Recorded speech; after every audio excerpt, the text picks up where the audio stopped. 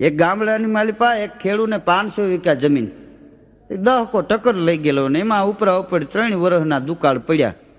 એ જેવો ખેડૂત શ્રીમંત હતો એવો ભાંગીને ભૂકો થઈ ગયો, કારણ કે આ તો બધી મેની માયા છે. એમાં બાજુમાં એક શેઠની દુકાન, એ શેઠને એમ થયું ખેડૂત અટાણે મૂંઝાણો છે, જો આ મકાન વેચી નાખે ને તો મારે વળી સસ્તામાં પતી જાય ને બે બાજુમાં થઈ જાય.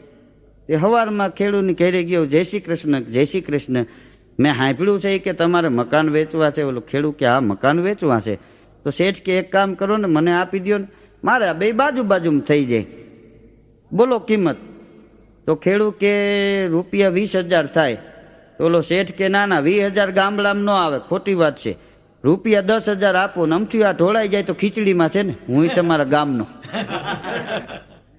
હા તો એ ખેડૂત કે આ તો ભારે કરી, આ તો સસ્તામાં પતે કેમ હાલે, પણ ખેડૂત બહુ ચતુર માણસ એટલે પંચ ભેગું કર્યું અને કીધું કે આ